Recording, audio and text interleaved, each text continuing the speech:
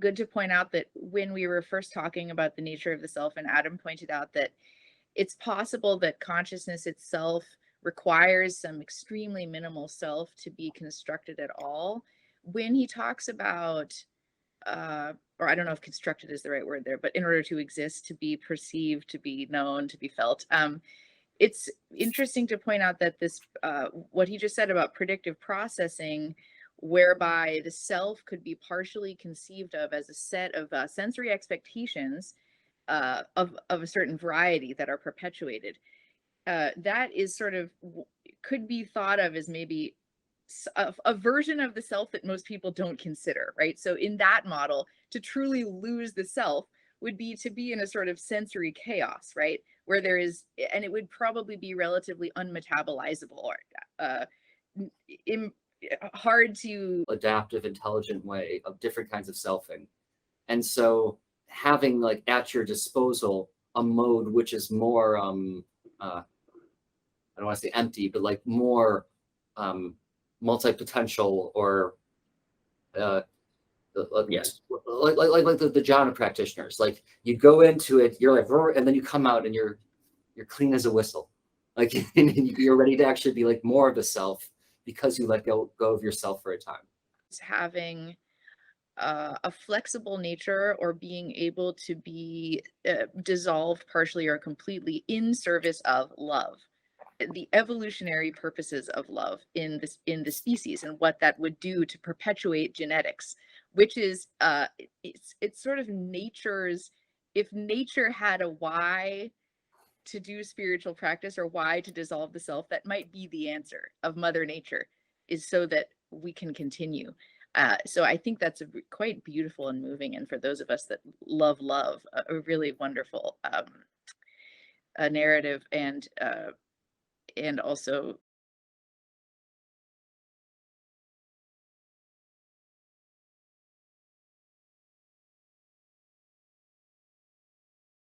here. I didn't know it's going to go great.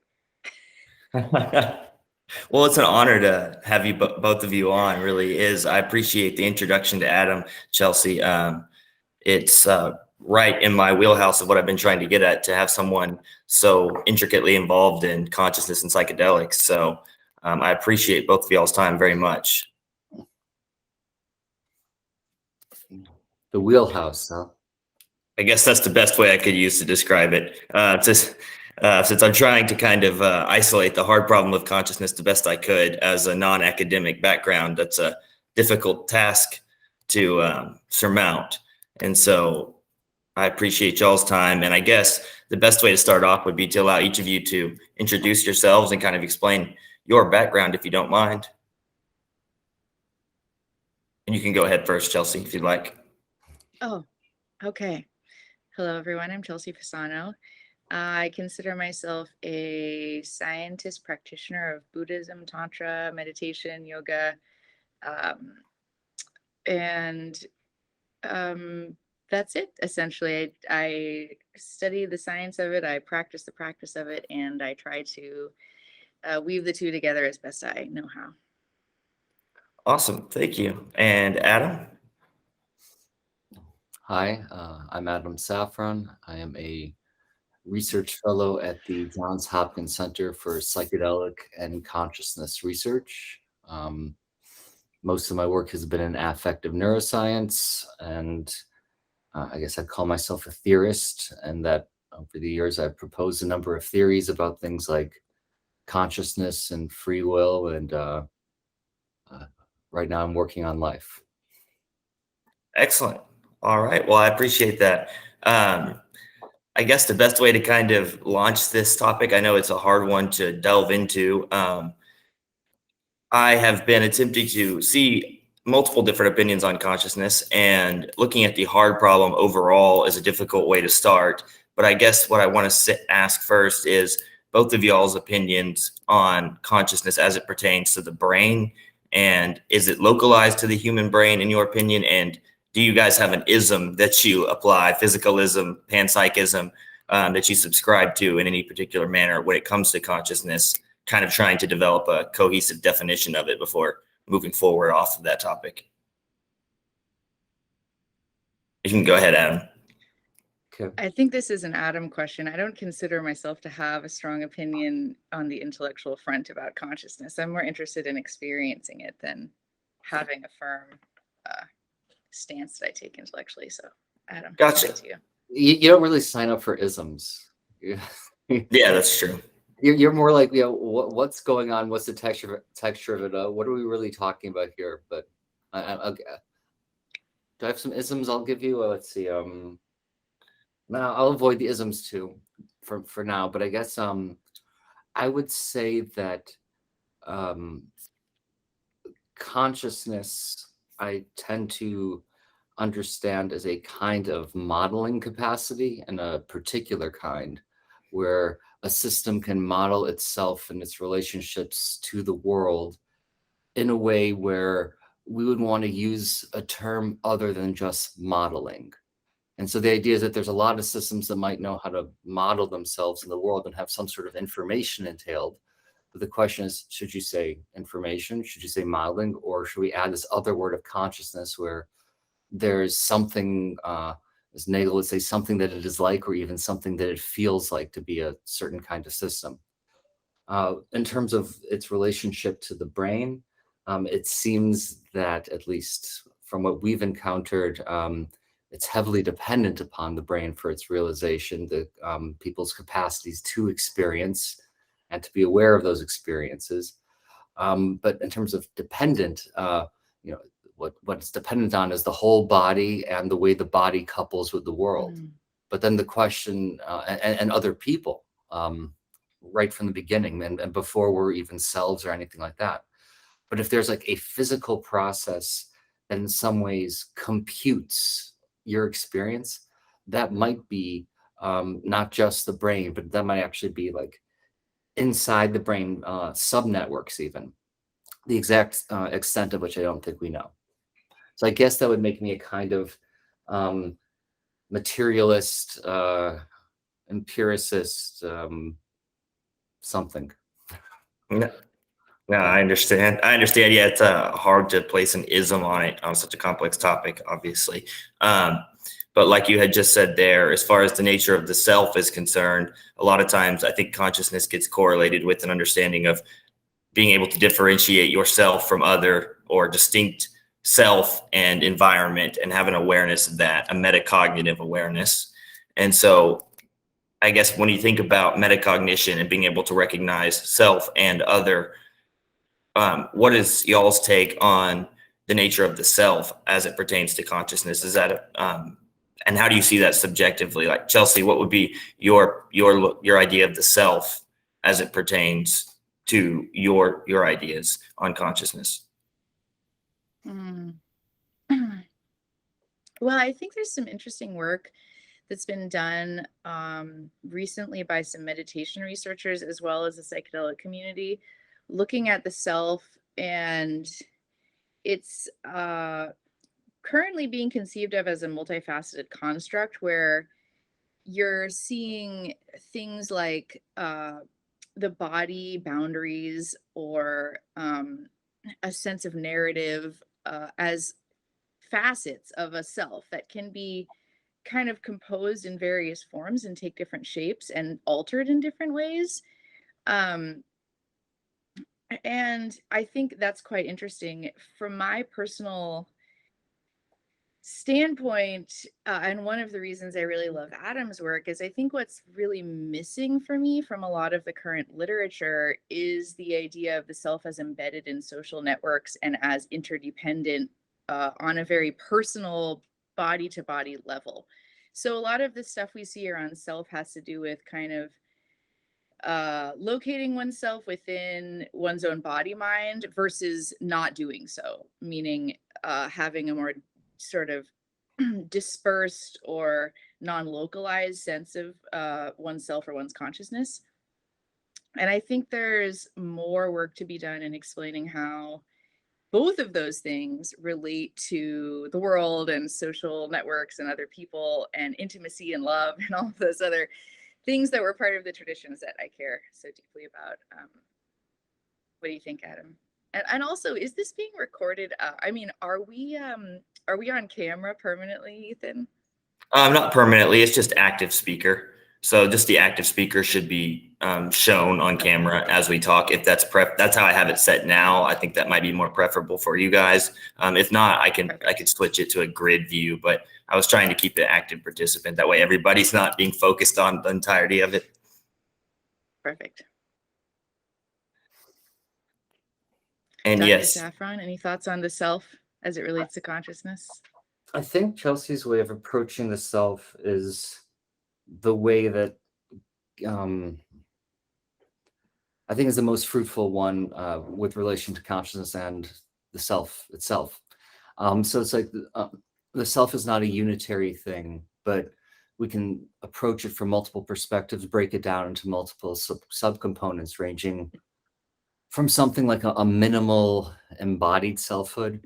And even that, there might be a complexity to it in terms of, what actually goes into the minimal, how minimal are we talking about? Like a basic sense of like awareness and being oriented in space, like some aspect of a body schema, like how much are we adding? What do we mean exactly? And similarly for consciousness, like, are we talking about basic phenomenal consciousness or creature consciousness of some kind, like a basic sense of your aliveness, a basic sense of visual awareness, or are we talking about something more reflective and metacognitive, or something like self-consciousness, and the autobiographical sense, the extended self, and these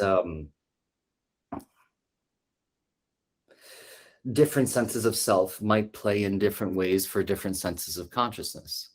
So if we want to talk about like this, like most rarefied narrative like and strange, maybe strange loopy likeness of self, maybe we really need to get into a more semanticized, objectified kind of selfhood. But it's possible that all conscious states require some very minimal selfhood. The question would be how minimal, but something to give you a point of view on the world, and something to put the feels into something that it feels like. I think it might be Zahavi who says not just something that it feels like, but something that feels like for me, or whether there's like a for me-ness and a for mine-ness that's sometimes talked about with consciousness, but not necessarily the like subject-object duality that's explicit, but there's still like a sense of a subject binding things together. You'll see this also in like Kant with like, I think the transcendental unity of apperception was,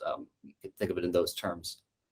But then among the self, so one of my problems, and Chelsey helps me with this, is I keep kind of going solipsistic back to this like first person shooter self. And it turns out, no, that's not right. We actually grow up intersubjective, and our selves are bootstrapped together with other selves, and we're co-selfing from before we even self. And so that's going to be, in a way, more to the point, especially as we go to this more elaborate sense of self. But maybe not even like a rat pup that's deprived of like certain forms of maternal attention, like licking and sniffing. Its nervous system won't even wire up to begin with. So I see. Yeah, and that's an interesting point too that you bring up there. It's kind of how what I've found interesting lately is the idea of development of self over time, and with infantile development especially. It seems that when a baby is born and as it develops in its early stages, it doesn't have this hardened sense of self and other yet, where it's differentiating environment from self, where it can understand its own appendages separate from the actual objects it's perceiving. And so the subtle development of selfhood throughout infantile development into later stages of age, like later ages, is fascinating. And I've heard it kind of described, and I want to get y'all's opinion on this. The development of self I've heard it described kind of as an act of mimicry.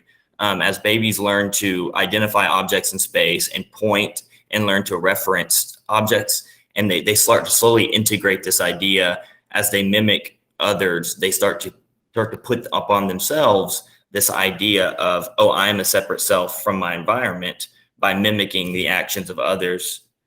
And so I kind of want to ask you guys, do you think, since you just said that, I guess as we progress in our own development, does the self become, is it culturally impacted or environmentally impacted on how our sense of self develops?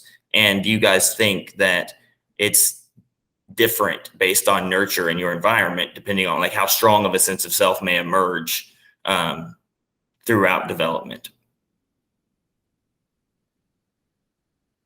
And Chelsey, I can get your opinion on that if you happen to have one. Adam, your camera is frozen, I think. Oh, All I could still is see the him. top of his head. Oh, You can see him, I can't I? huh. What's I'm going not on sure. with that? It's odd. I'm moving left. Well, to I think you're moving.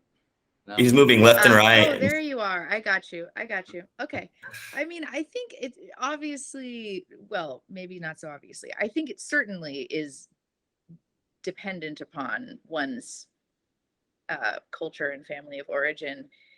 The particular shape or flavor, you could say, or,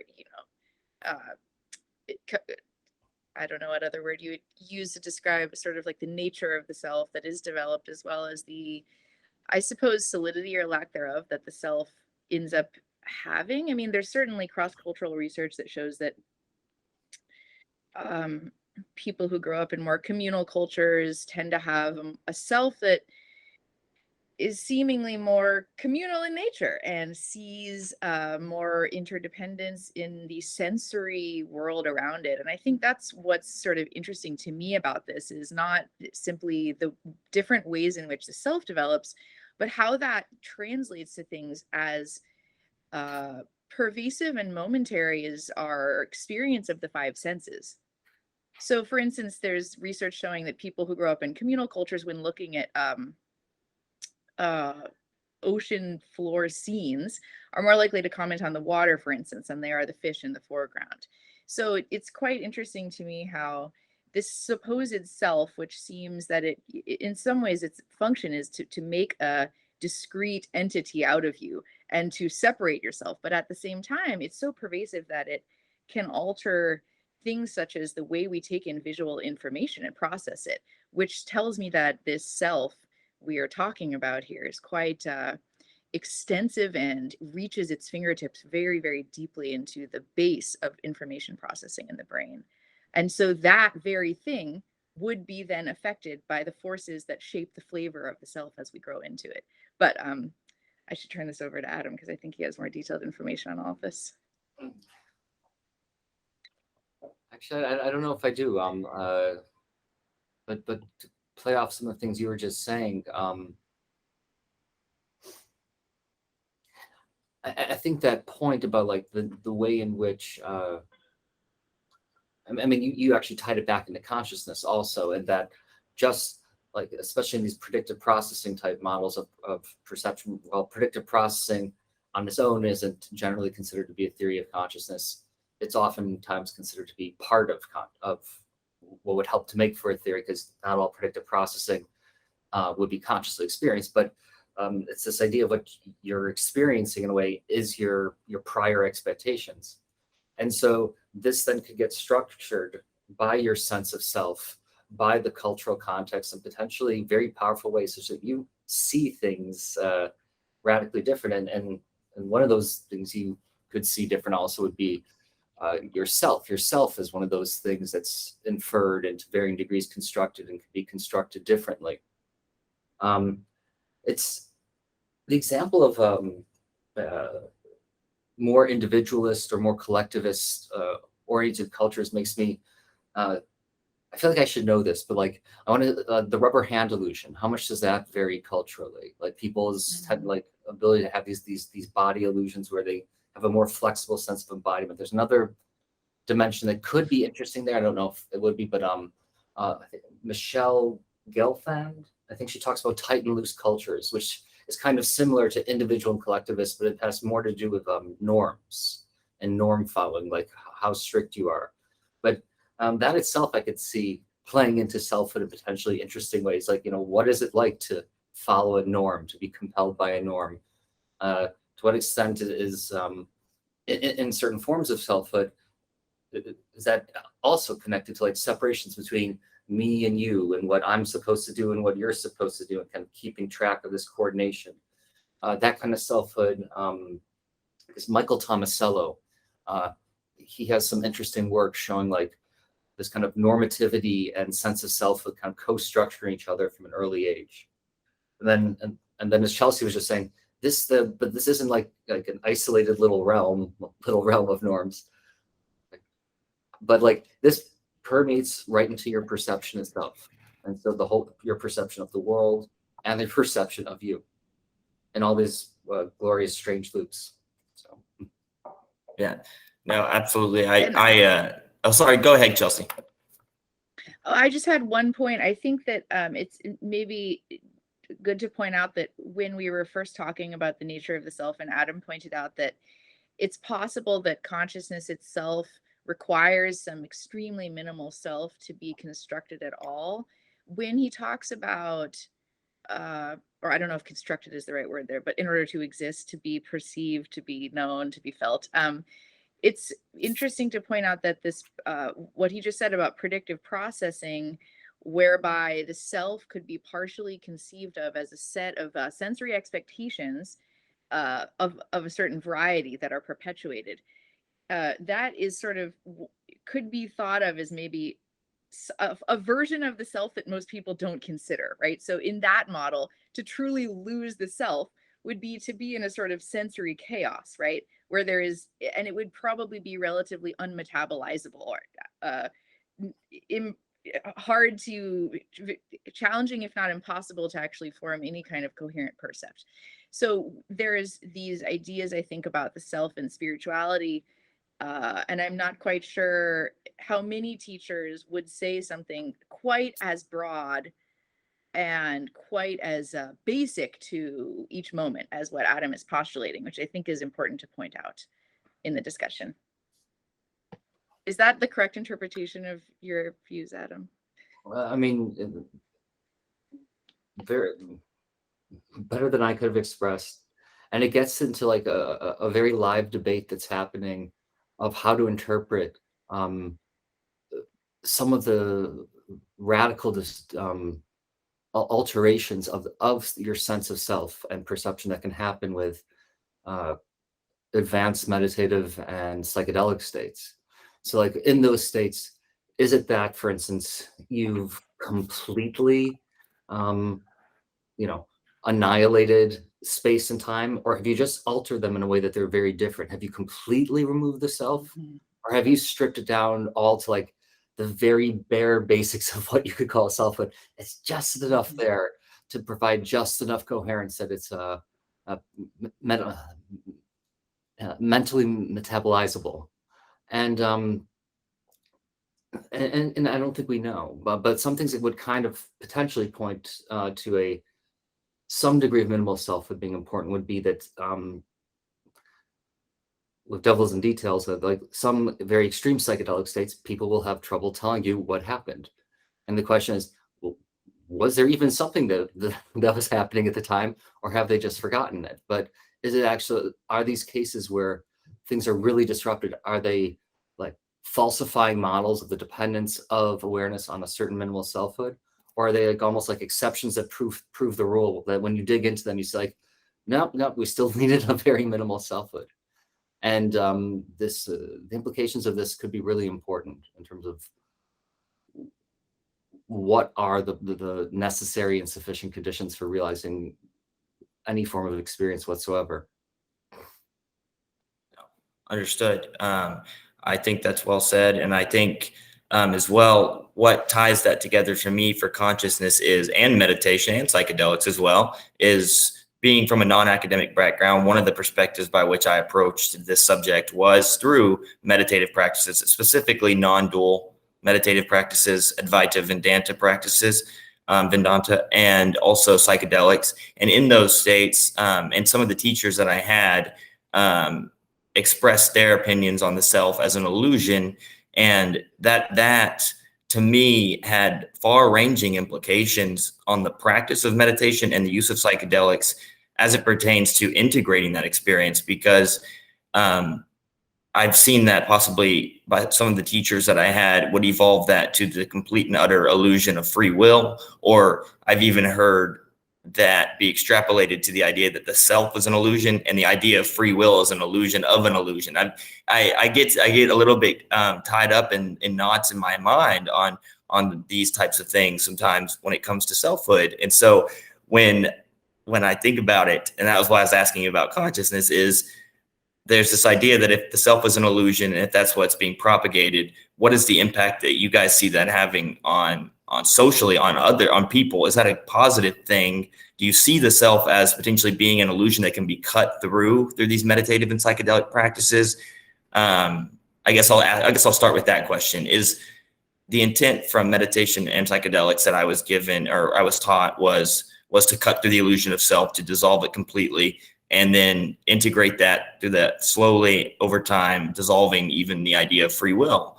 And so I guess what I want to ask you guys is both of y'all's opinion on the self potential, the potentialness of it really being something you can cut through as an illusion through the practice of meditation or the utilization of psychedelics, and what the implications of that are. You can go ahead, Chelsey, Say a if you'd few like. brief words, and then I'll turn it over to Adam, because this is definitely more his wheelhouse than mine. But I think the answer essentially to this question depends on what A, your definition of an illusion is, and B, what your definition of cutting through something is, and C, whether doing the second to the first would be A, possible, B, sustainably possible, or B, could lead to some sort of permanent state of awareness, I suppose. But I would personally, I think Evan Thompson does a good treatment of this in his book, Why I'm Not a Buddhist, and how the idea of the self as illusory is problematic. And I'm sure I can't do better than him, so I won't try. But I tend to think, at the risk of sounding very, I don't know, going against the grain too much here, I think those words tend to get thrown around with a lot of assumptions underlying them that aren't clearly elucidated and used more as some kind of, rhetoric of that often really, in my view, serves to reinforce a sense of self about how spiritual the self is or whatever. And when we repeat things without really defining them, it can become, you know, uninteresting at best and problematic at worst in the way it affects people's lives. And with that, I'll turn it over to Adam. Oh, that was so good. Yeah, and I love that, how it's like, I think in general, like, Chelsey should speak more to these because she actually has more of the hands-on experience of like actually hacking selfhood. Myself, I'm more of a dabbler with meditative hacking of selfhood. The world's hacked me a good amount, but like Chelsey's like gone into it like it was a thing to do for many years, and so that's a domain that's her wheelhouse, I'd say. But this idea that like people can then, from these extreme experiences, think that they will then imply certain truths about the nature of selfhood and reality. Evan pushes back against this, and Chelsey was pushing back against this right now, and even like kind of ironically showing like how it can be like a backwards kind of very strongly egoic selfing that can come from it. But the thought is like, so you've basically taken self as, let's say, extended dichotomizing defense structure that requires a lot of causes and conditions to work. But you wouldn't necessarily, and you could say from a perspective, it's an illusion, just like you could say that though about everything, depending on like how you course grain or not. So there's like a perspective from which it's like, what are these self things? That's the explanatory thing. There's a perspective from which economies are illusions, and then there's perspectives from which no, they're very real things. A lot's riding on these very real things. And so if you take the self as a process that depends on what they might say in like predictive processing, the ability to model with temporal depth and counterfactual richness. So the ability to model in time. Work is calling, but that's okay. The ability to model itself in time and under a variety of circumstances, but then you collapse that, let's say by focusing intensely on just, a present moment, one thing that's in your awareness in one given time. Well, you've taken the conditions by which the self could function as the kind of extended process it is, and you've made those impossible. And then you've concluded there never was a self to begin with. It doesn't seem like that follows. Like you've taken the search process by which you identify the phenomenon, and you've automatically stacked the deck, and then you've drawn far-reaching conclusions about this, which, if pushed too far, instead of being, tending towards helping people, for some, and I've personally had experiences of finding eliminative views on selfhood and free will to be very destabilizing, and potentially contributing to an almost like a slide towards nihilism that can be very disturbing if you're not a nihilist by disposition. You want to know, is there a purchase for anything meaningful in the world if nothing that you care about is real? And to tell people that everything you care about is not real, you might want to be careful before you do that. Absolutely. No, that's actually at the crux of the question. And I don't know if I asked it correctly or if I stated it correctly. I am coming at it from this angle with the intent to counter this perspective because it is widely popular. It's like my favorite, and I'm non-academic. And so, however, I did try to come to these practices with the perspective to re-find selfhood, to regain meaning, and ended up with the inverse, and then had to reintegrate what that meant, because the idea of the illusory selfhood became real for me through the utilization of these highly popular non-dual practices. And that created a sense of depersonalization that did not do favors for me. And so I think socially, just like you just said, Dr. Safron, it can devolve meaning, and it does end up evolving to nihilistic framework. And so I think what the purpose of my question more so was to get at that was that I couldn't really understand why. Like, I have a philosopher of mine that I really like to read, Sam Harris, but he is an overwhelming proponent of illusory free will and illusory selfhood, and his meditation practices are high level meditation practices. He spent a long time with a lot of people, a lot of Rip Nishay and a lot of really high level teachers, and he brought those teachings back here, and they're widely popular. And I see the damaging effects that can have, at least on myself. When I started going through those practices, this illusory selfhood made no sense to me, but yet I tried to force it to become real because that's what he was teaching, or that's what I was being taught. And it seems like a lot of people are trying to pursue that avenue and don't have an idea of what it really means. And so I think kind of what I was getting at was that, do you see the possibility of it leading to nihilism? And it also, it takes away meaning. And so I guess I find it kind of enigmatic that it's evolvingly popular as a practice of meditation to lead people down the road of illusory selfhood, and then to describe free will as an illusion, and to do so with such a wide audience. It kind of strikes me as odd. And as a proponent of psychedelics, a lot of these meditation teachers that I subscribed to it just seemed like that went hand in hand. Was psychedelic experience was this ultimate state of oneness. Your intent is to dissolve the self. And so to bring it from down a level in the academic language, I was just simply trying to get your opinion on the psychedelic scene does seem to be promoting that on a wide scale. Not you specifically, Dr. Safron, or you, Chelsey. It just seems like it has a lot of in vogue literature that the intent is to destroy the ego, whatever they mean by ego. And then I guess I just wonder why in psychedelic and meditation is that what is so popular, maybe. And that's kind of what I was getting at. And I think I agree with you guys. Well, I think there's a few different parts to the question, which it's important to parse out in what you're saying here. So when we're talking about is the self an illusion, and how do we answer that question, and what kind of response shall we give? You bring up a few things, and I think there's a few ways of looking at the question. One is that true philosophically or neurologically, which those two may be separate answers, right? Can we posit that the self, in fact, is illusory, or is it something more like an emergent property? And can we say that the self is illusory neurologically?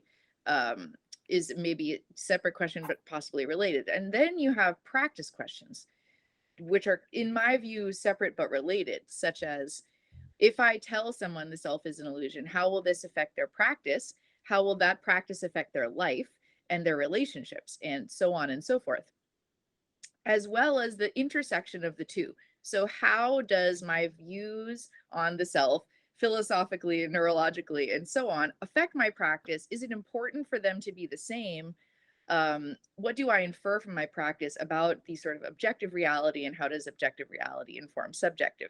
I know that's seemingly too complex, but I do think it's important to address them separately, because what is sort of true with a capital T in the objective world may not facilitate health and happiness for a practitioner.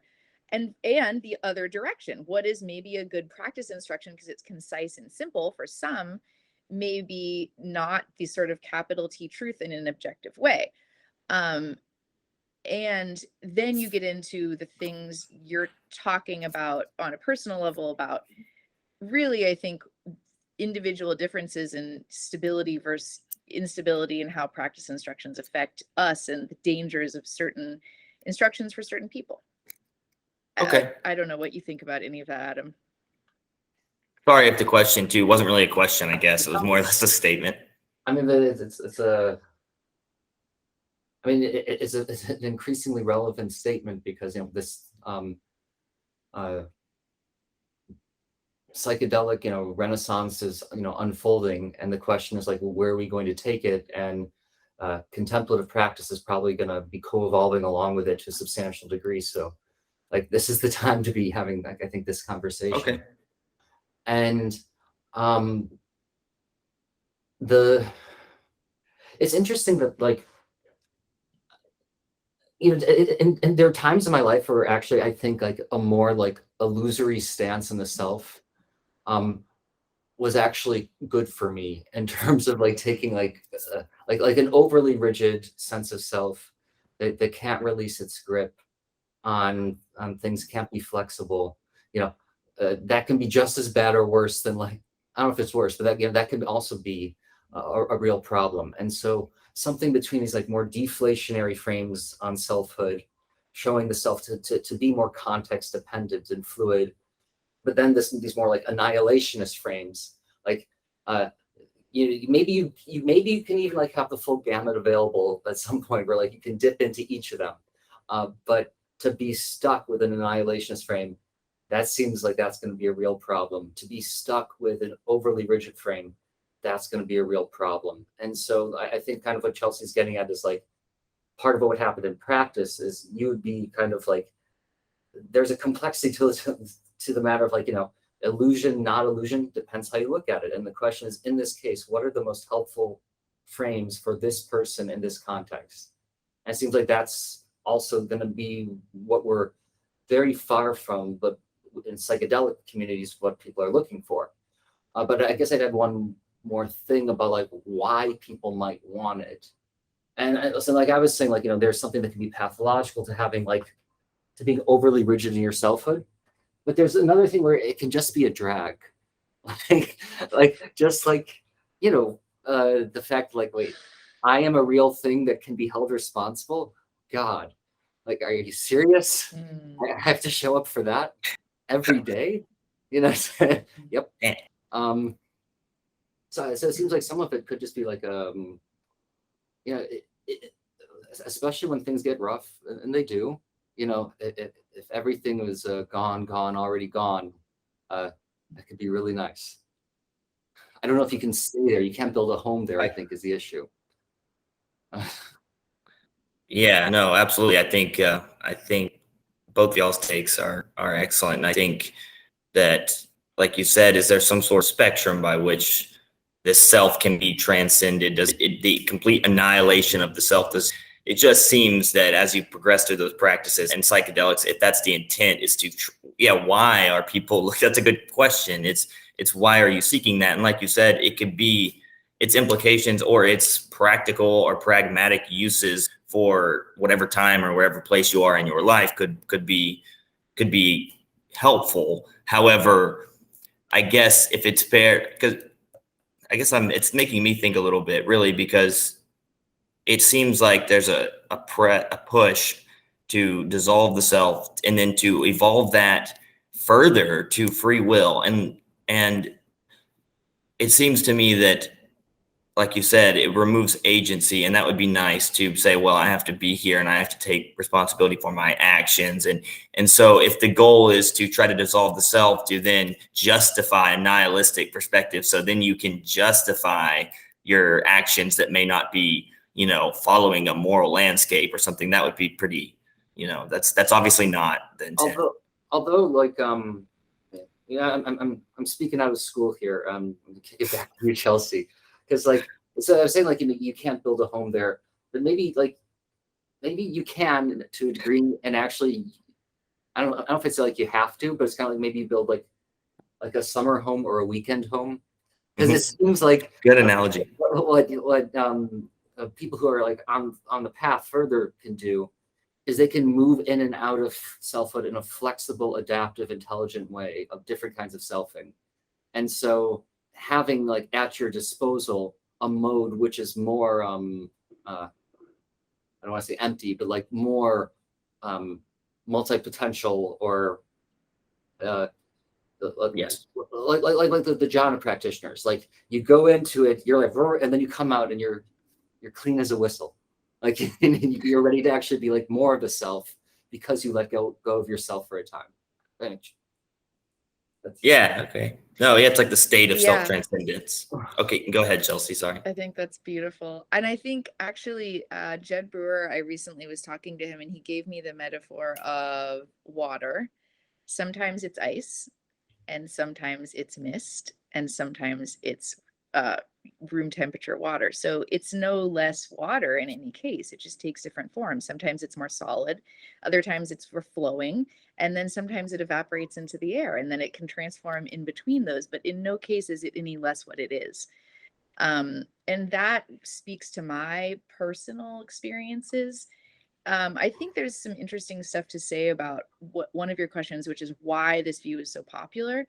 And I just want to be clear, I have my personal feelings on the topic, which are, how I feel right now at this point in my life as a result of the intellectual and spiritual understandings I currently have. And they'll change, just like water over the lifetime. And I certainly don't and wouldn't claim to know more than many masters or want to go head to head with Sam Harris. I think that's maybe a job for Adam. Oh, no, I'm sorry. And I don't mean to ask you to do that. No. I know you're not, Ethan. I'm just clarifying. Okay. But what I will say is that one of the things Evan Thompson talks about is just how different lineages of spiritual understanding have different views on this, right? So when you get certain schools that have sort of been imported to the West and latched onto heavily by a lot of practitioners here, I think it's important to consider the context of a lot of these lineages. So, if you read the Vinayas in Buddhism and you study how monks were living, they were not doing almost anything, even down to cooking for themselves. And so when we consider what it would be like to cut through an ego and live in a permanently selfless state, and under what conditions would that work is an important question to ask. And I also think, to what ends is an important question to ask. So what often gets left out of the conversation is, well, why are we choosing to do these practices? What's our goal here? Is it to get enlightened? If so, what is enlightenment? And if from there, how do we best do that? Or is it to become a basically more loving person? Or is it to commune with your environment better? The answer to kind of which practice or philosophy might best suit you probably depends greatly on what the answer to why you're doing it is. So, I think the summer home analogy that Adam gave is quite would be probably a good answer to what would be a good question for many people. Uh, so why are you doing spiritual practice? Well, I need to and want to have some escape and respite from the crushing demands of having a skin encapsulated ego, as Adam often puts it. And I would like to be able to be more like water so I can flow more with those I love. And then sometimes be more like mist so I can feel light and airy, right? I mean, so what I'm trying to say is I think asking other questions about the sort of practical purpose of why we're adopting these philosophies and which practices we should do and what our answers may be is probably very useful. No, excellent. I really like the summer home analogy too.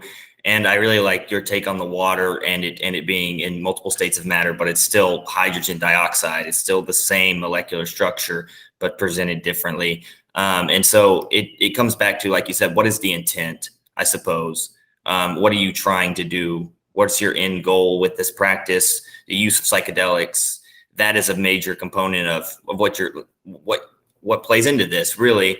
And a lot of these spiritual practices, Buddhism focuses a lot on suffering, the nature that suffering is inevitable, and therefore we should transcend the self to essentially be extracted from the world of suffering so that we aren't an active participant, it seems to me. That's why they have monasteries. It's their summer home. It becomes their permanent home in a monastery, because the way you exist without a self is in a monastery, like you said, because you're not cooking. You're literally not selfing, if that's a verb.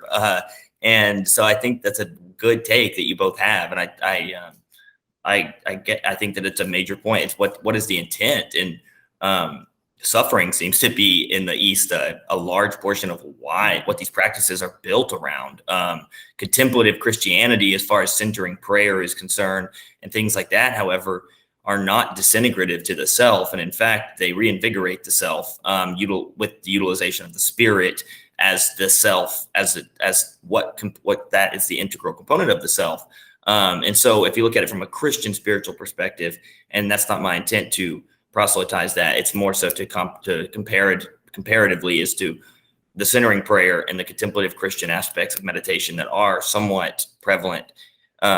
Those are very in opposition to the dissolving of self, and they don't lead denialism, and they do allow the conscious will to be a viable portion of your selfhood. And it for me, to tell you, to just subjectively to share, is when I went through these non-dual practices so intently, it was really after a traumatic situation and trying to heal from it, essentially. And the teachers that I was following were teaching heavily non-dual and no self, and that started to feel true for me. And then the inverse happened, where it was bad. I had negative effects. I had depersonalizing effects. The healing did not happen, but more so confusion happened. And when that happened, I started pursuing contemplative practices through the Christian framework, and that reinvigorated and then completely removed the nihilistic component for me and allowed me to reintegrate the self into this accidental loss of self that seemed to start to become permanent for me through non-dual practices. And so anyways, that is I guess what you're saying is the intent matters. And is your intent is it to be a stress ball for relief of stress? Is it to lower your blood pressure? Are you looking for physiological symptoms that may help, like lower blood pressure, lower stress? Or are you looking for spiritual insight? So yeah, I think y'all's point on the intent and why you're doing it is major. Is centering prayer a particular prayer, or is it a class of prayers? It's developed by Father, I believe, primarily by Father Keating is his name, and it's actually a pretty complex practice, practiced by contemplative monks in the Trappist monks of the Catholic perspective. And it's a practice that involves very, very similar to, it's very similar to like looking at the ego, the self, relinquishing it to God, relinquishing it to the Holy Spirit. And when you center in prayer, you're meditating on the Spirit. You're meditating on this Holy Trinity, where the Holy Spirit is the conduit by which you as a human person communicate to God the Father through the Holy Spirit. and Christ represents the Son, the man represents the human body, and the spirit is what imbues the body with consciousness. And as you centering prayer is a contemplative way of focusing on the Son through the Holy Spirit to be a part of a participatory nature of God the Father. And that to me it's a very complex practice, really. And he's written several books on it, and he's got it, and it's pretty advanced, and it has a lot of literature. And so the intent behind it is to further your connection more so with God the Father through the Spirit, and to reinvigorate selfhood, and to re-imbue the Spirit with a sense of will, and to orient that will towards what the Bible, in this case, places as the moral framework that you should follow. And so it's kind of like a loss of self, and it promotes ego death in a way, but it makes sure to salvage the importance of individual agency. And it also couples a moral framework of participating in the world and not retreating into a monastery. And so it's a very unique contemplative Christian practice that's not overtly popular or anything. And actually a lot of, I think, Christians in the West look at meditation as like an evil practice, or you're inviting demons into your soul or something like that. And so that's unfortunate, really, because it has to me, I was a militant atheist. I came back to Christianity through Hinduism. I went to a lot of Hindu temples. When I started to lose my sense of self by practicing these intense practices and using psychedelics, I wanted to understand what that meant. And so I went to Hindu temples and sat with them and meditated with Advaita Vedanta practices, and got further into this depersonalization, and also realized that this didn't seem to work for me in the participatory nature of the world. I wanted to be an active engagement in the world. I didn't want to retreat into a monastery. I didn't want to meditate for 8 hours a day. I wanted it to be a major portion of my life, but I couldn't. That practice wasn't practical to implement into my daily life, to dissolve the self. And then to follow popular teachers in like Sam Harris, who's had a major impact on me because he's a highly level intellectual and has done a lot of good. I just the direct approach that he takes straight to the cutting through of the self, and he talks about neurological, and he talks about the default mode network and how it's an accident of evolution, and how self is centered there, and and the default mode network needs to be silenced, and we need to train it to constantly be silenced. And this interhemispherical communication in the brain is an accident of evolution, essentially, and we have taken it. And so our job is to use meditation to completely shut the default mode network down. And then after we do that, we can admit we've lost self, and then we can look at free will as an illusion. And now we're good. Now we have no free will. We have no self. And so once I got there, then I went to the Christian perspective. No free will, no self, no meanings, and so no problems. Mm-hmm. Everything's fine. Absolutely. No, and I don't want that. And I wanted a moral framework, and I wanted to heal, I guess, was my intent, from traumatic abuse that I had suffered in a relationship that I couldn't justify. It was more malevolence in the world. I didn't understand how it got there and how it existed. I was militantly atheist, and I couldn't find scientific explanations to describe evil. And so that's what led me to meditative practices, and ultimately ketamine therapy, really. And the ketamine therapy coupled with these non-dual practices did a lot of amazing good for me. In fact, it's why I started my podcast. But the process to get back to finding myself again through it was a little bit rough. I'm sorry to hear that, that you had to go through that. I guess I'll say a few things before. Sure. I think that Chelsey should probably speak to like the diversity of practices that could have some more of the qualities that you found in like centering prayer.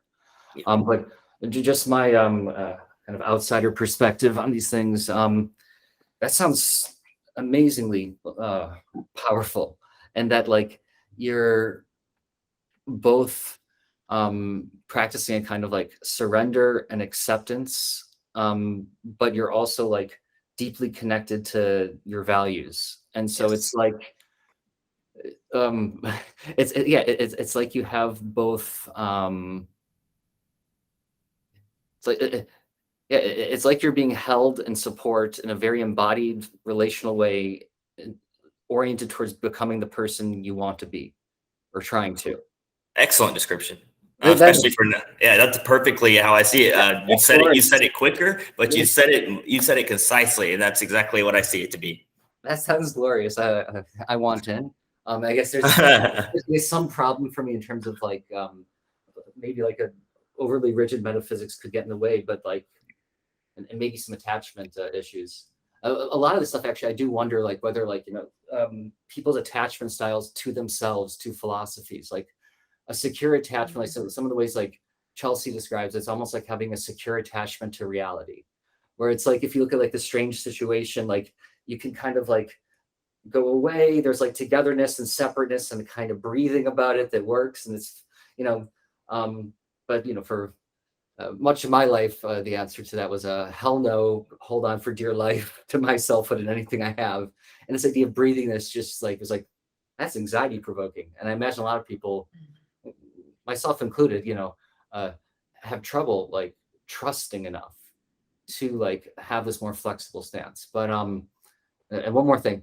So it's like, I kind of feel like the way like Chelsea's describing it, it's kind of like, it is the duck, it is the rabbit, it is the duck and the rabbit, it is neither the duck nor the rabbit.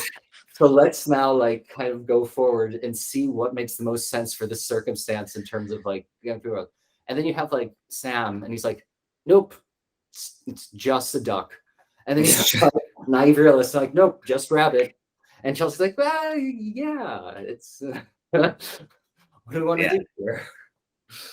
Anyways, that's more ramble. Absolutely. Honestly, I would love to hear. I know you are doing a lot of work on creating models of the way psychedelics might work. And at least the way I perceive a lot of your work, Adam, is that you're in some ways really examining whether or not these models of dissolution hold up neurologically and looking at their usefulness. I would be very curious to hear about what you think,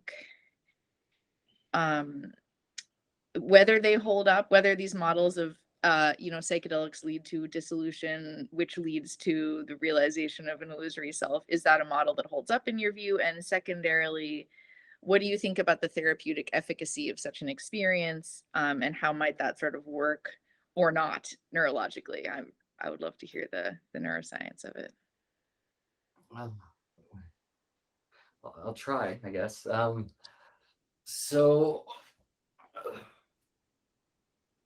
there's multiple models that have been proposed about what psychedelics do in brain and mind.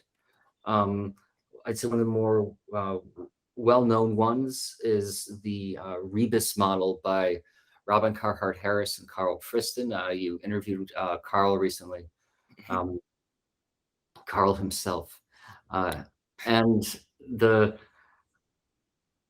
in this view of relaxed beliefs under psychedelics, the idea would be you think of the brain as engaging in something called hierarchical predictive processing, where you interpret neurons as entailing beliefs, and that you look at this hierarchy of neurons feeding patterns and exchanging patterns as entailing a hierarchy of beliefs being communicated and modified. And so in this predictive processing account, you're sending your predictions or your prior expectations of what you expect to be in the world downwards, down the hierarchy, closer to the primary modalities, towards where the senses first come in. And what you do is you try to suppress the activity from the bottom up stream of sensory observations from the environment. And so with predictive coding, the idea is you only pass a message up the hierarchy. You only communicate a message where you got it wrong. Otherwise, you just assume, okay, that was right. And this makes some sense if the thing that's encoding the beliefs is refreshing relatively quickly relative to the thing it's modeling. Like, so for instance, it's first started with telecommunications with TV. And if all you had to do with, like, let's say you had, back in the day, like 24 hertz television, and if all you're doing, but if most of the pixels are the same from frame to frame to frame, if all you do is you say the changes, because within 24 frames, things don't move too much. Most of the pixels are roughly the same. All you have to do is communicate the changes. you come out ahead energetically. And so there's multiple reasons to think that this is what the brain might be doing. So with rebus, the idea is that psychedelics will excite these deep pyramidal neurons, which would be the ones that would loop with the thalamus and be able to integrate information from broad swaths of the brain to create a joint belief that could be used as a prediction of what's going on. And that this would be the source of these descending predictions would be primarily from these, so cortex, you can think of it, it's roughly the thickness of a, Jeff Hawkins likes to describe it this way, and I like it too. It's roughly the size and the thickness of a dinner napkin that's been scrunched up and shoved into your head. And so if people talk about layers of cortex, it's not like the levels of a deep neural network, like a deep hierarchy in machine learning, but it's like the cortex itself as a sheet. If you cut the napkin and you put it under a microscope, you'd see these layers, about 6 of them. And so these deeper layers, the ones that are towards the inside of the napkin, these guys are ones that loop with thalamus until your beliefs. So the idea with rebus is that by exciting these pyramidal neurons, the ones that would form these synchronous complexes, they get too excited, they don't need to come to agreement with each other, and instead they fall out of sync. And this causes your beliefs to be relaxed. So this might cause, and these receptors that psychedelics act on are especially concentrated higher up in the cortical hierarchy, closer to these networks that would be associated with things like the default mode that have been associated with your sense of self, among other things. Things like ego functions have sometimes been described, or mental time travel, the ability to imagine counterfactual scenarios.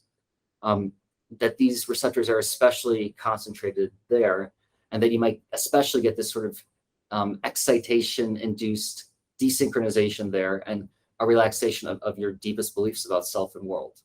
And so the idea is you've relaxed your expectations, and under these conditions, more novel information can make it in and update you and help you change your mind.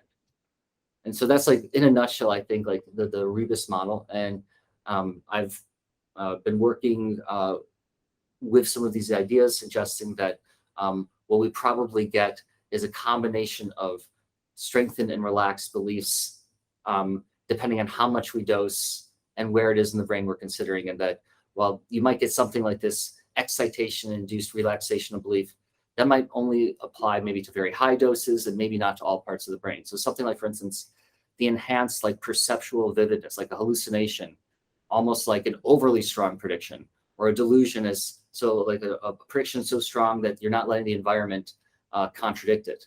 And so it's like instead of it being a grounded hallucination, it's an ungrounded hallucination. Or a delusion, kind of a similar idea, a belief so strong that evidence from the world is not speaking against it. And so the idea would be that psychedelics, depending on the dose, the substance, the set and the setting, would be causing some combination of different sorts of relaxed and strengthened beliefs. And taken together, this would be a model of psychedelic change for both better and worse.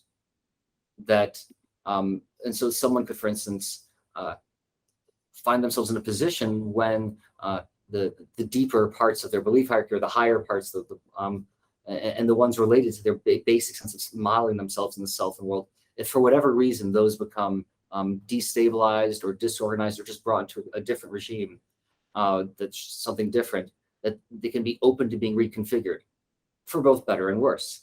In terms of evolution, I've been suggesting that actually most of the selection of these pathways probably involved a strengthening of belief as being the primary driver, and that the mechanisms underlying psychedelics may have had most of their initial selection in the context of predator-prey arms races even. They first evolved around the time of the Cambrian explosion with jawed fishes. And so the idea is, like, a fish might go out and swim down another fish that can bite it in a particular way. And there's a temporary, like, strengthening of belief and overclocking of the animal as it pursues that goal. But also, like, the prey might have the goal of not getting eaten and not getting bitten and swimming away. And that this temporary, here's a threat, supercharging, that actually was more to the point of what these systems might have been doing. But to go back to this idea of like belief change, and of a potentially profound kind. It could be the case that a lot of the selection happened with interpersonal selection of a few different kinds, maybe some of it involving tribal psychology. But before that, I would say probably a lot of it involved mating and bonding between parents and children. Probably the part of the reason that these mechanisms exist, I would suggest that we're designed to be able to relax our deepest beliefs so much, is so that we can have a kind of flexible selfhood, a kind of flexible self-consciousness that can end up allowing us to form kinds of co-selfhood of the kind you would need for pair bonded or multi-bonded people who are trying to bring the next generation into the world, or the relationships between the next generation with their high metabolic demands and their parents who also have high metabolic demands. And so the idea is like basically getting people to love each other might have been part of the reason, and where this love is a kind of making somewhat continuous certain aspects of selfhood. That this might be part of the story of psychedelics and how they act on the brain and why they evolved. I'm hippie. It's all is revealed now. So no, that was very, very, very poetic. I really enjoyed that. And in being from a non-academic background, the people I've interviewed prior to talking with you two allows me to at least grasp, a little bit enough of that to where it really is profound to me to hear you say it all. Like, because I talked with Kevin Mitchell, and he talks about similar things of these input outputs of these hierarchical cortex neurons, where you have the pyramidal neurons, and he likes to think about neurons not as electrical signals firing, but as inputs and outputs, and they're responding and they're reacting, and these groups of neurons at the subcortical level and then to the cortical level, they're interacting with each other based on inputs and outputs, and that would be a more dynamic model of how neurons and how neuronal activity works. And so I kind of see Kevin Mitchell's idea on this dynamic model of how neurons are groups of neurons are interacting and strengthening, and it's not just stoic in this, like it's firing or it's not, it's a 1 or a 0. So I see some correlation there between what you're talking about, the cortical hierarchy structure of neurons, and how that, and especially I've never heard it related back to psychedelics. I've always heard psychedelics kind of loosening the default modes network's activity level, but I've never heard it brought into the actual interruption potentially of the pyramidal neuron structure. And so I find that interesting. And Chelsey, I've seen some of your podcasts with Shenzhen Young in the past, and I know he's worked with Stuart Hameroff, I believe, at University of Arizona, who's worked with Roger Penrose on the OR theory of consciousness. And I want to ask both of you guys this question, since Dr. Safron, you just brought up the pyramidal neurons. Well, their OR theory talks about the activity of the microtubules in the cytoskeleton and their relationship to consciousness. And then they looked at anesthesia and found out that, the actual mechanism by which anesthesia is acting on the organism to render it unconscious is through the interruption, not like extracting consciousness ethereally, but more so the actual interruption of the transmission of the neuronal signals to the pyramidal neuron. And that's a commonality, or at least in humans, and it almost like that's synonymous with the loss of self-referential aspects of the experience. So when you have surgery and you don't remember the pain, and so and they realize, okay, there's something going on at this higher level of the cortical neuron firing, and with anesthesia, where it's interrupting the self-referential aspect by affecting the microtubules, specifically in the higher level of the cortical brain. And I guess I'm saying that to say that it seems synonymous with what you just said, Adam. And also, I know Chelsey's talked with Shenzhen before, and I believe he's kind of had a relationship with. So I want to ask you guys both on the OR theory and see how it merges with, and get Chelsey's thoughts on what you just said, Dr. Safron, as well, and just go from there. see if you guys have any parallels that if I might be on something there, or might be on the right track, or what you guys think about that. Do you have a preferred ordering, Chelsey? I only have a few. I think, so I'll go and then I'll turn it over to you. I think what's interesting and compelling to me about what Adam proposes is that in this case, we are looking at the self, or considering the self as having a flexible nature, or being able to be dissolved partially or completely in service of love, the evolutionary purposes of love in the species, and what that would do to perpetuate genetics, which is it's sort of nature's, if nature had a why to do spiritual practice, or why to dissolve the self, that might be the answer of Mother Nature, is so that we can continue. So I think that's quite beautiful and moving, and for those of us that love love, a really wonderful a narrative, and also I think likely to be, at least, you know, it's very intuitively, it feels intuitively right to me. And then from there, I will turn it over to Adam to contrast those two theories that you just mentioned with his own, because I do believe there's some differences in what he's saying to what you propose other scholars are saying. So it'd be interesting to hear those differences.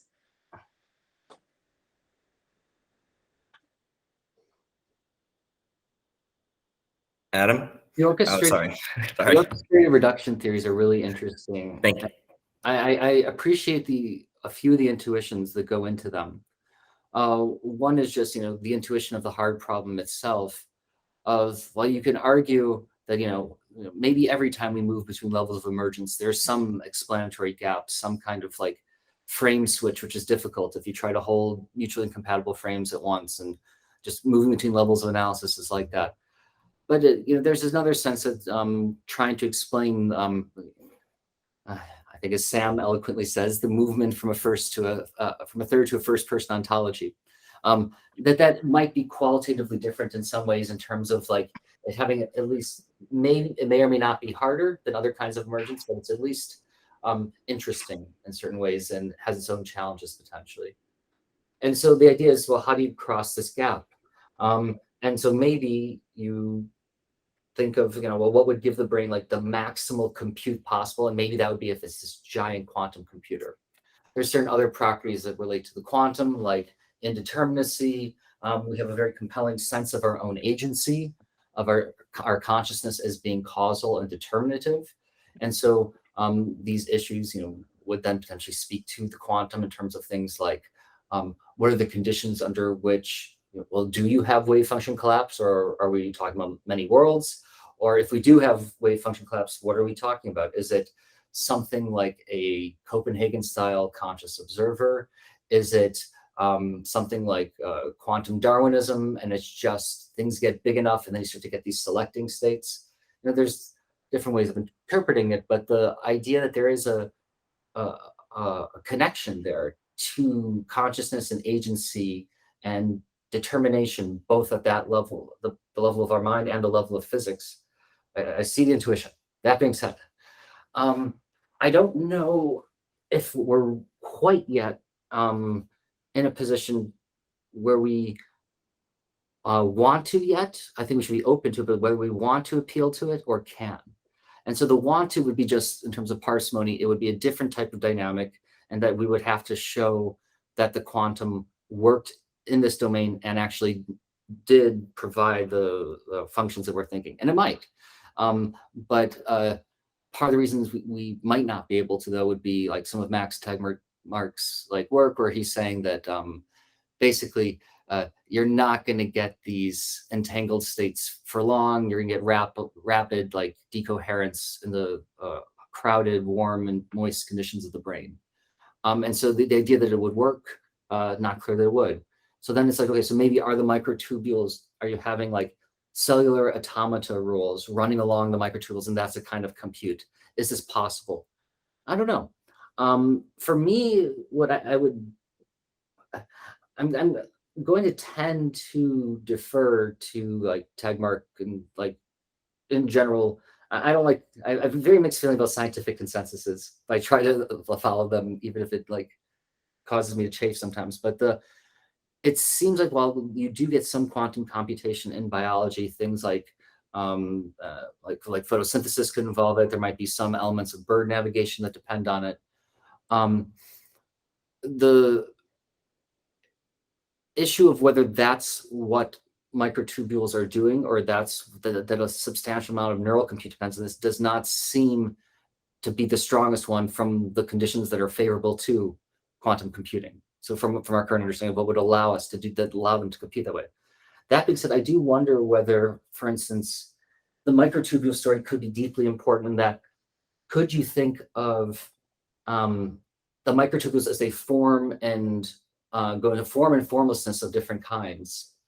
Could they be doing something like a kind of like emulated quantum annealing, where they're like actually part of the compute as they're like figuring out different hypothesis spaces, like literally feeling them out in terms of like thinking of the cells as like the neurons are processes as like these little like feelers, like pseudopodia, false feet if you're talking about an amoeba, but that basically the neurons are actually feeling out possibilities of how they should connect. And there is something kind of quantum about that in terms of like the formalism of it, even if it's not directly involving quantum physics to do the compute in the sense of quantum computing. Another idea would be that the microtubules, could they, in some sense, entail neural network-like computations? And so, like, there's a sense of like the free energy principle and active inference. Like, if you follow through on that, you're taking, at the very least, all life, and you're treating every single cell like a little Bayesian brain that's a little agent trying to model itself in the world, every single cell down to the last. And so, in these ways, like, so what's doing the modeling? Active free energy principle and active inference doesn't care. It's like whatever lets it do it, whatever process you realize what whatever means. And so could there be something neural network like in the specific patterns of microtubules stretching across the cell? I don't think we've established anything like this, and we don't have any, like we're yet to have evidence for such a thing. But is that impossible? No. And could it end up being really important? Yeah. And one more thing I'd say is, like, we do know that structural constraints on neurons can be really important. Definitely, like externally, there's these things called perineural nets, and they actually might be loosened by psychedelics. And psychedelics actually, within the cell, promote cytoskeleton restructuring. So they actually will help the cell to flow more, to be more plastic on its own, by helping its cytoskeleton to restructure. But these perineural nets, it's basically like this gelatin that's sort of like wrapped around the synapses and keeps them in a current form, like kind of locked in of who's talking to whom. And that basically there's some limit experiences that would allow this gelatin to become more liquid temporarily and would allow the synapses to shuffle more and reconfigure themselves. These might be involved with, the different periods of development, critical periods of maturation, potentially things like bonding between pairs or parents and offspring. So anyways, about microtubules and orchestrated reduction, it seems like I think the parallels between quantum formalisms and cognition, they're definitely rich. The question is, are they just something that has the same form, or is there actually a kind of like ontological linkage in that some of the computations of mind are quantum computations in a fairly direct sense? I'm more skeptical of that. I don't think we can rule it out. But is the quantum connection and everyone's finding it to be so compelling, is that just like a giant naivete? No, I don't think so. I don't think it's just replacing one mystery with another. I think there's a connection in the form that's deep and important. But I am a skeptic that the brain actually does quantum computation in the sense that Penrose and Hameroff have in mind. Anyways, that was my diatribe. Well, that was, once again, poetic is the way I would describe it. It merges all of those thoughts that float around in my mind when I look into these things and brings them together to formulate something of some sort of semblance of potential intuition, most certainly.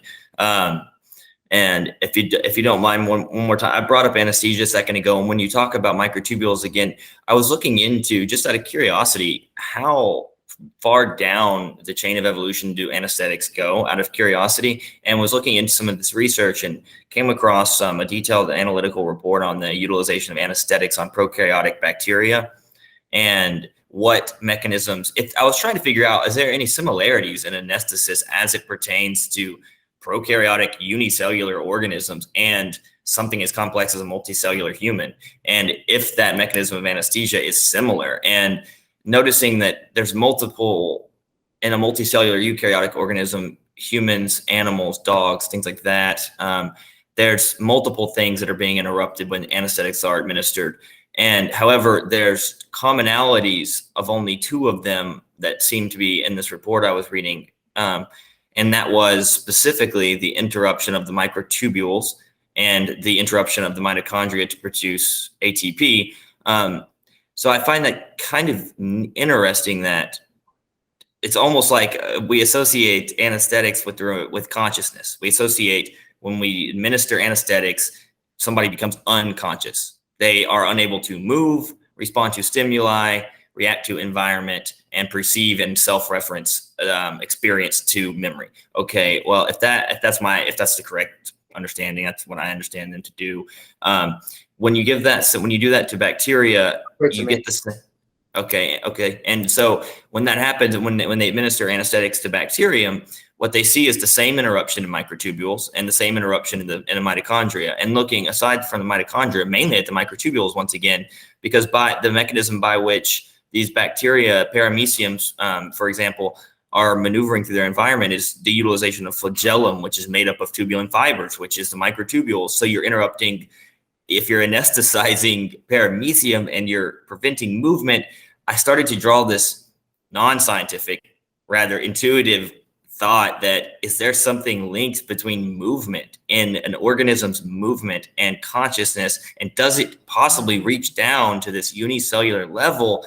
And why is it that there's commonalities in anesthesis only in this one area from unicellular to human?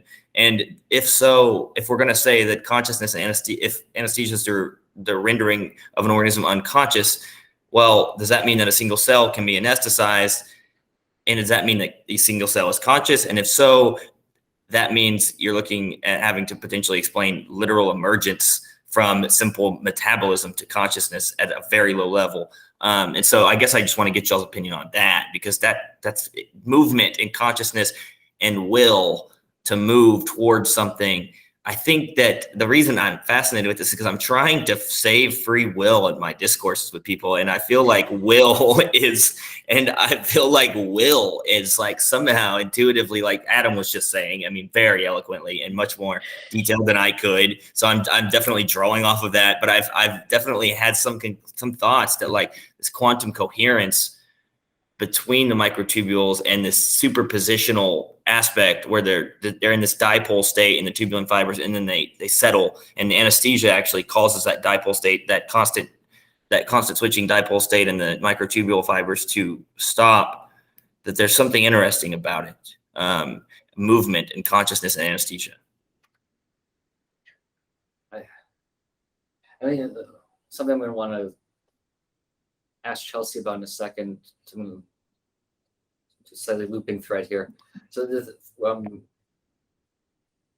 I feel like the intuitions like you're following are extremely rich in terms of, like, there is a convergence happening there of phenomena that I think does, get to the heart of many of the essential matters of defining life and defining consciousness, to the extent that we can find something like definitions.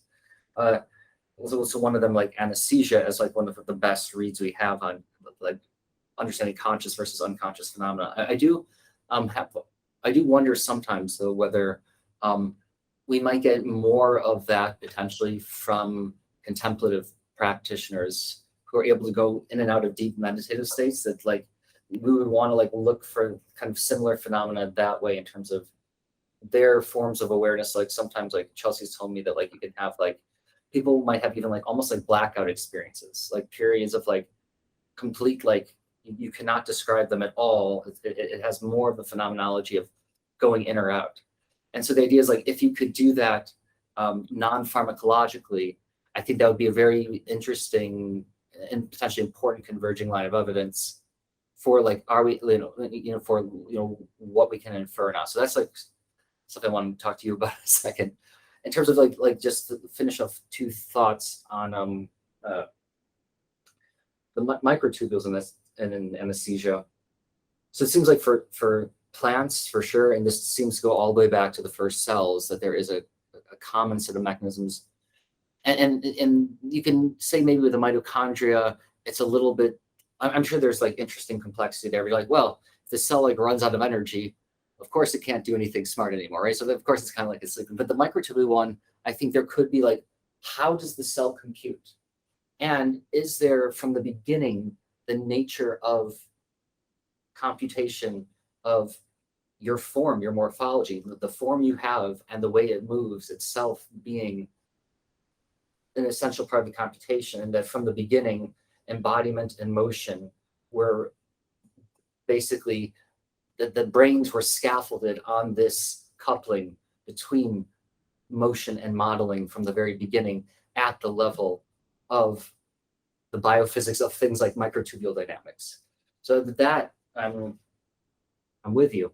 And I'm even with you to give a certain sentience and value orientation to every single cell and every bacteria. There could even be converged mechanisms and converged significances in terms of like things like some neuromodulators, even like what they mean by like, you look at like the way they feed into metabolism or not, like the way like dopamine might come from a tyrosine that might come from eating some things and others, or like the link between like tryptophan and serotonin. Like some of these significances could have been established in at the level of bacteria and potentially conserve, or single cells, and conserve potentially all the way, through the whole tree, the whole bush of evolution, or not. You could also see things like switching several times over, and as you move between levels, it's like you get the property another level, and then at this level, like it frees up and becomes different and weird. I don't think we quite know how much conserved function there is. So with you on the thread that you're following, think it also, I agree with you that it points to the nature of sentience of cell, and that there is likely a deep tie between motion and modeling at the level of these aspects of cellular functioning and the tubulant dynamics. But the difference of opinion would be, I personally like reserving the word consciousness for those systems that can basically estimate their overall state relative to the world in a way where there are specific, like basically for me, for a system to bring forth the world, I wanted to have coherence in the modeling of a certain minimal spatial, temporal, and causal coherence. I want like a world with stuff in it. And so, yes. Otherwise I would just use the word modeling, or I would just say information. But for a world to appear to a system, it seems like that world has to be structured in a certain way, kind of like potentially some of the ways like Kant described as being like necessary, like structure experience for judgment, that actually might be what's needed for a world to have properties, for there to be composition. And without there being composition to your experiences, they might not be experienceable unless they could be decomposed to at least some degree. Now, again, we're getting into things like psychedelic states and contemplative states where people push this to the very breaking point. And so then the question is, how do we make sense of this? Anyways, rant over. Well, that's excellent rant. Chelsey, did you have anything you'd like to say on Adam? You mentioned the blackout states being kind of induced by I find that fascinating. I had never heard of that before, and I just wanted to ask Chelsey if you had any comments on that particularly, because that seems kind of fascinating to me. Just I never really heard of it. I mean, I believe Shinzen talks about this in his book, The Science of Enlightenment, where he says that sometimes, essentially, if you were to completely collapse the duality, there would be no observer to witness anything. And so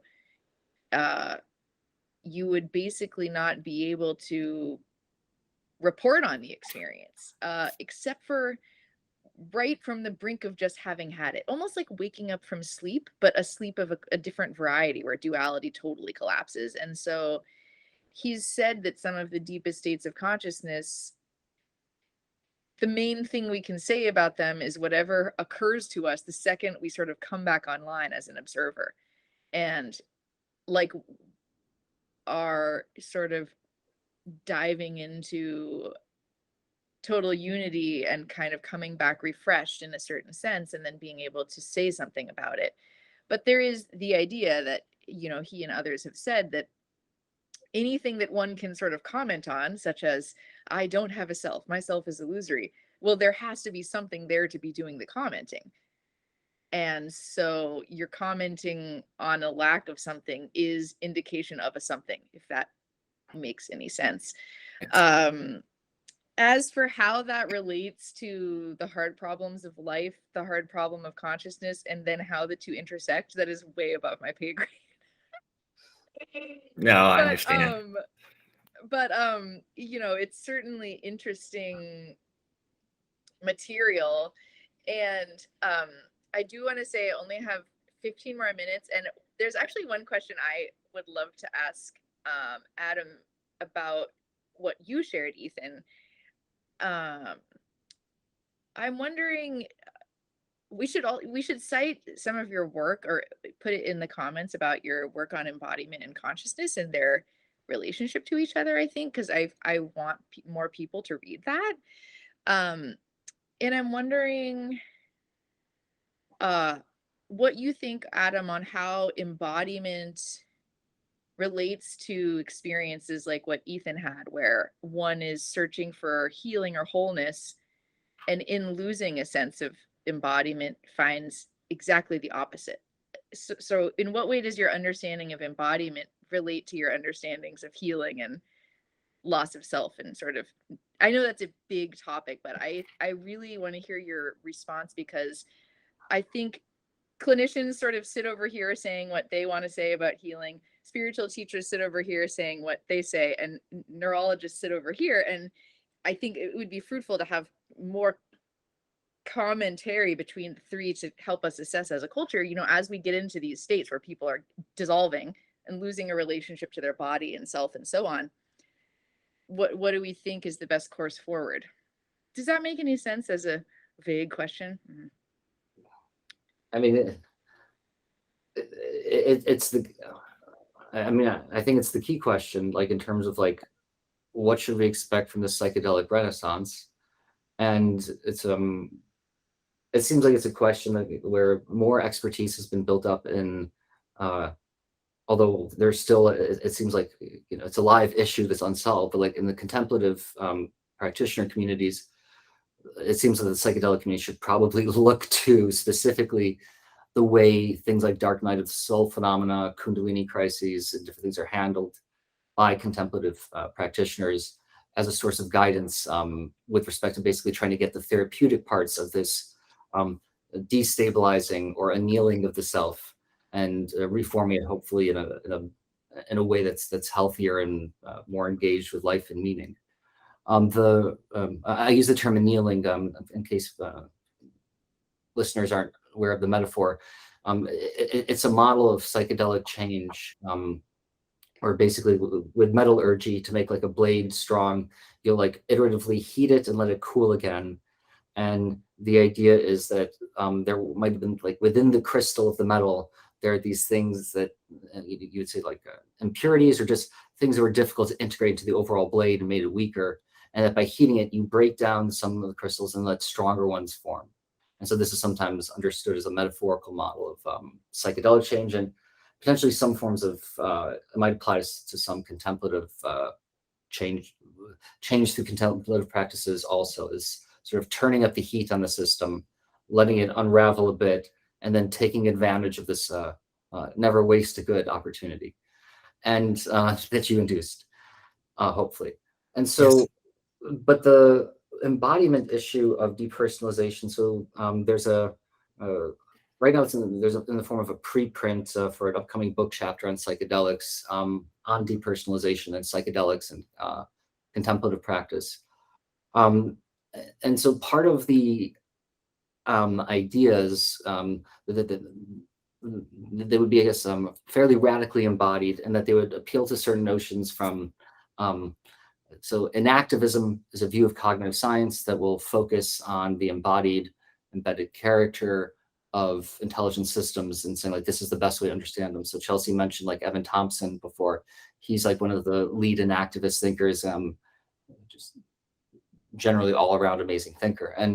But sometimes what they'll do is they'll talk about like optimal grips in terms of like your relationships to the world being almost like a touch trust relationship.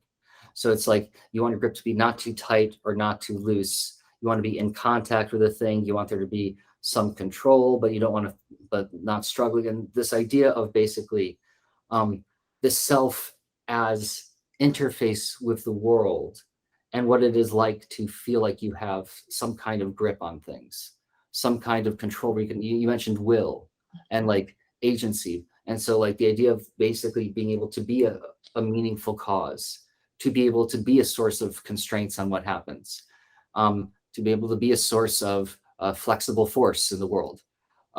This is important. It's important if you're going to do anything meaningful, you know. And so the idea that you could potentially get into a bad loop with respect to your sense of self and grip, where it's like things you start to have trouble making sense of things or getting a grip on a situation, and then potentially as a defensive reaction, this causes like a distancing from the immediacy of your experience, and then you might have even less of a grip, and this kind of difficulty coupling with your life to actually feel like you're inhabiting your life, and this state being you know, for some people it could be kind of like if they just like surrendered to it, it could be like a blissful selflessness maybe, but for some people they could feel like disconnected from meaning in a way that's really, really distressing. Yeah, absolutely. I didn't mean to interrupt you there at all. I just know Chelsey had to go, and I appreciate your question to Adam, Chelsey, because I love the response, first of all, and just because the content is so good, and because I connect with it. The idea that you said, the dark night of the soul, St. John of the Cross, who wrote that book, Dark Night of the Soul, who explains that in a contemplative Christian fashion, that I coupled that a lot of his literature. When I did have this depersonalization, it felt like what you said, a loss of agency, a loss of meaning. I went through these non-dual practices, these Eastern traditions, back to Christianity, and tried to reintegrate meaning and self through that. But the Dark Night of the Soul and the St. John of the Cross's work was integral to my process in doing that. And then the idea of Christ as a whole was what really allowed me to see through the suffering as a crucible by which the crystallization, as you said, or to me, the suffering of Christ is what allowed me to bring everything back together. And the contemplative Christian tradition, coupled with the ketamine treatment after I had depersonalized, was I've written a lot about this personally just to get my thoughts in line, and it means a lot to me, the Dark Night of the Soul and St. John of the Cross. And I think that I guess it's just profound to me. The Dark Night of the Soul, I think, is a good thing. It all came back to me as all of this was good because it was intellectual. I was already an intellectually inclined person, but like you said, you could find a blissfulness in the loss of agency almost if you didn't have an intellectual desire to understand further what is going on.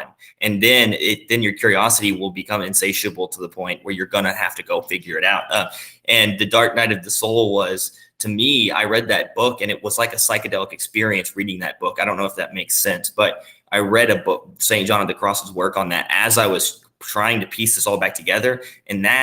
And coupling that with Keating's centering prayer and the story of Christ suffering at the most than anybody could have really ever suffered in the world, and to see what good has come in the world out of that, all of that together, that transformative process, I think you're correct. I just wanted to say that I think that looking back on this entire experience, the dark night of the soul part of it, I wouldn't go back and change any of it for any reason, because I feel like personally it's kind of like catalyzed or kind of constructed a self out of me that would have never been there if I wouldn't have lost it in the first place. So I just appreciate your question, Chelsey, to Adam, and your response. And I just wanted to add that to it because I know you guys have to go. And so I wanted to toss that in there. Thank you. I mean, a quick thing that's coming to mind is that it's like there's like the best practices of like contemplative communities. I'm wondering whether there's some aspects in terms of Christian contemplative communities. Maybe they have uniquely discovered some best practices that might be needful today. And so like this idea of Christ as a model of integration. Integration is like in a way like what people are looking for psychedelic therapy, like in this annealing process. They don't just want to heat the blade, they want to recool it to be like a better blade. And so this idea what we're talking about is a multi-level integration that's maintaining both a kind of unity and a plurality. It's showing like there's like dynamism and a little bit of contradiction, but an ultimate sense making about it. Yes. Kind of like what a self has to do if it's going to self. Yes. I could see Christ as so Christ is coming back as Bodhisattva once again, as like model of integration. Yes, it is actually. The Dalai Lama has actually met with contemplative Christian practitioners and spoken in deep conversations about this. It's very interesting and intriguing to look into those. And like you said, also, the secondary part of that really quickly is that not only does Christ give you the reason to suffer and to bear the suffering and to shoulder it and then to go and act in the world rather than retreat into a monastery and to dissolve self, Christ embodied service with his actual person life. And so that additionally, and then also if you lose the sense of self, the whole Bible, if you read it correctly, is about ego death. It really is. There's Gnostic texts that I used that are written, that were found, that are gospels about Jesus's life that aren't in the canonized Bible, that speak on contemplative practices, and they're identical almost to Advaita Vedanta texts that are quotes from Jesus written in the Gospel of Judas. And also the Holy Spirit, as the Bible talks about it, allowed me to reinvigorate my consciousness and replace my sense of self with the sense of the Holy Spirit as me being a fractured part of it. So the Bible also gives you a way to replace the self if you depersonalize. The contemplative Christian tradition allows you to shoulder the suffering along with it, appreciate the dark night, and understand the process a little better, I think, than if you're in the West and you're in this situation. And so I'm in the process of trying to put together some type of writing. I already have, but really trying to revise it to try to explain this a little better. And hopefully one day I can pass that along to you guys, because it is important to me. And I really appreciate your commentary on the Christian contemplative, not being a practitioner of it, not knowing too much about it, your commentary and the nice words that you said about it. Just from what I said, that means a lot to me. So I appreciate that. And I appreciate all you guys, both of you. You guys have been great. I've enjoyed this conversation beyond most of, almost any of them. And so thank you both for joining me. It means a lot. I think some brief closing comments on my part. It seems like the themes we've talked about a lot today are coming apart and coming together. And I think how we come apart is something that's been talked about a lot, philosophically, neurologically, and I think how we then come together in the process of coming apart, or by turns with coming apart, is something that will need to be considered in the upcoming years of what's happening culturally, and it's something I deeply care about. So it's beautiful to be able to have these conversations about dissolution and also cohesion, and forgetting ourselves, and then remembering the love that binds us so deeply to our bodies and each other, that we continue on in the form of our DNA through our children, and that beautiful dance between the two poles. So thank you too for going to all those places with me. Oh, thank you both for going with me and joining me on my podcast. It's been there's a lot to say, and there's a lot that's been said, and a lot more to say, hopefully in the future if we can speak again. But until then, thank you so much for joining me. I really I have a lot of gratitude for y'all's time, as it means a lot to me that you spend it with me. Thank you. Thank you. You guys take care. And I'll be in touch with you guys after this, and I'll try to cite some of your work, Adam and Chelsey, and once I put the podcast out. Great. All right. Thanks, guys. Bye.